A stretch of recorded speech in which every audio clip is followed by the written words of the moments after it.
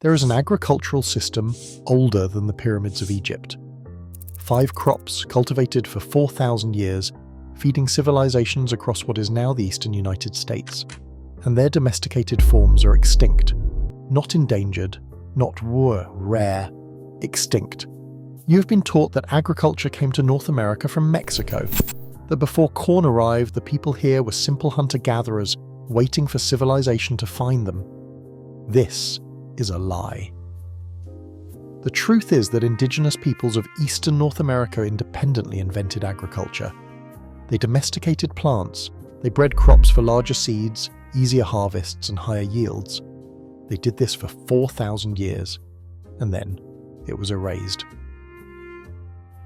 In the 1930s, archaeologists exploring rock shelters in Kentucky and Arkansas found something they could not explain. Unexplained. Seed caches. Thousands of seeds, preserved in the dry cave air for over 2,000 years. Seeds that did not match any known crop. Seeds that were too large, too uniform, too clearly cultivated to be wild. They dismissed them. Weeds, they said. Contaminants, accidents. It took another 30 years before scientists developed a technique called flotation, a method to recover plant remains from archaeological sites. When they applied it across the Mississippi River Valley, they found the same seeds everywhere, in ancient hearths, in storage pits, in human coprolites, fossilized feces that proved beyond any doubt that people were eating these plants as staple foods. By the 80s, the evidence was undeniable. Bruce D. Smith at the Smithsonian Institution documented what archaeologists now call the Eastern Agricultural Complex. 5 crops, domesticated independently in North America, cultivated from at least 3,800 BCE, older than the first Egyptian dynasty. Erect knotweed, sumpweed, maygrass, little barley, goosefoot. You have never heard these names, that is not an accident. Picture the Mississippi River Valley 3,000 years ago. Villages stretching along fertile floodplains, women tending gardens that would look nothing like modern farms, no endless rows of a single crop. Instead, polycultures, multiple species growing together, each serving a purpose. Maygrass ripened first in spring when winter stores ran low and hunger pressed close. Its seeds could be parched, roasted, or ground into flour. Little barley came next, a grain nearly identical to the barley in your beer, but domesticated here independently, thousands of years before Europeans arrived. Summer brought goosefoot, the North American cousin of quinoa. Its seeds were starchy and nutritious. Its leaves could be eaten like spinach. Erect knotweed produced bean-like seeds through the fall. The seeds were high in starch, filling and reliable. Sumpweed provided oil-rich seeds that could be stored through winter. This was not primitive foraging. This was agriculture, sophisticated, seasonal, resilient agriculture. The proof is in the seeds themselves. Archaeologists can measure ancient seeds and compare them to wild populations. The cultivated versions were larger, much larger. The seed coats were thinner, easier to process. The seeds detached from the plant more readily, easier to harvest. These are the signatures of domestication. The same changes that transformed wild teosinte into corn. The same changes that created wheat from wild grasses in the Fertile Crescent. Indigenous farmers in North America achieved this independently, without contact with Mesoamerica, without knowledge of Old World agriculture. They invented farming, on their own, 4,000 years ago. And by 1200 CE, it was over. Corn changed everything. Maize had been slowly moving north from Mexico for centuries. It was not until around 900 CE that varieties adapted to the shorter growing seasons of the north became widespread. Corn was productive, corn was storable, corn could feed the massive population centres that were emerging, places like Cahokia near present-day St. Louis. At its peak, it housed more people than London. The old crops could not compete, not because they were inferior. Goose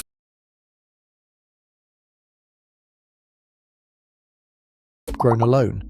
But corn offered something the lost crops could not: uniformity, simplicity, a single crop that could be grown at scale. Within 300 years, the Eastern Agricultural Complex collapsed.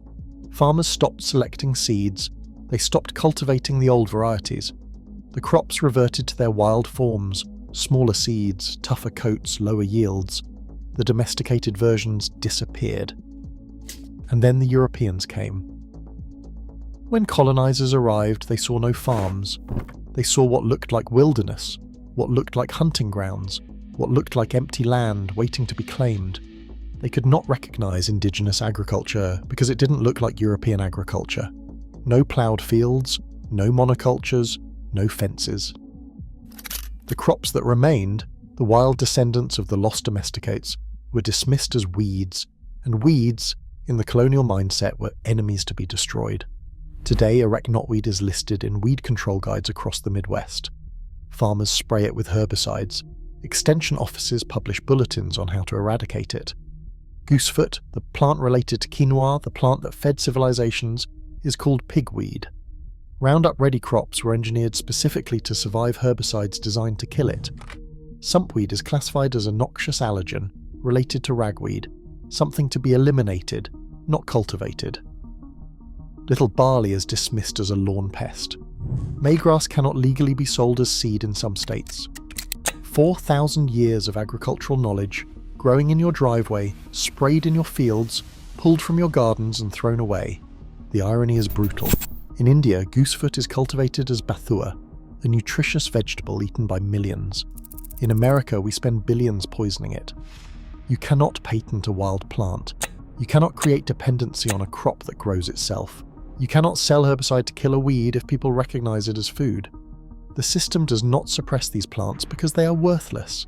It suppresses them because they are valuable in ways that cannot be monetized, controlled, or owned. In 2017, a young archaeologist named Natalie Mueller did something that had not been done in 500 years. She grew the lost crops. At Cornell University and later at Washington University in St. Louis, Mueller planted erect knotweed and goosefoot in experimental plots. No greenhouse, no pesticides, no special fertilizers. Just the plants, and the same conditions ancient farmers would have faced. The results were remarkable. A polyculture of goosefoot and erect knotweed, grown together as indigenous farmers grew them, produced yields higher than global averages for quinoa and buckwheat.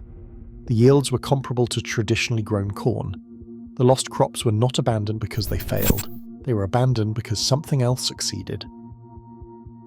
But Mueller's most important discovery wasn't in the data. It was in a conversation. She presented her research to the St. Louis Native American Women's Care Circle, and they corrected her. They pointed out that the phrase lost crops had an Indiana Jones vibe and evoked a colonial myth that indigenous cultures and people were extinct. The crops aren't lost, they told her. They are sleeping, waiting for their human kin to pick up their side of the relationship, waiting to be planted again. The wild descendants of these crops are still here. Lamb's quarters, wild goosefoot, grows in disturbed soil across North America, in your garden, along roadsides, in the cracks of parking lots. The leaves are edible, more nutritious than spinach. The seeds can be cooked like quinoa. Erect knotweed grows in fields and waste places throughout the eastern United States. Its seeds are starchy and filling. Its young shoots are edible. These plants are not rare, they are abundant. They have survived 4 centuries of active suppression waiting in plain sight. Learning to identify them takes minutes. Growing them takes no effort at all. They grow themselves, as they have for millennia. Every seed you save is a vote against the system that erased them. Every meal you cook is an act of remembrance. Every person you teach continues a tradition that industrial agriculture tried to end. 4,000 years of agriculture, 5 domesticated crops, an entire food system erased. Not because it failed, because it could not be owned. The domesticated varieties are gone, extinct. We cannot bring them back, but their wild ancestors remain, growing through the cracks, surviving the spray, waiting in the soil. Indigenous seed keepers do not call them lost, they call them sleeping. And sleeping things can be awakened. If this video opened something for you, please share it before the algorithm buries it. Subscribe so you do not miss what comes next.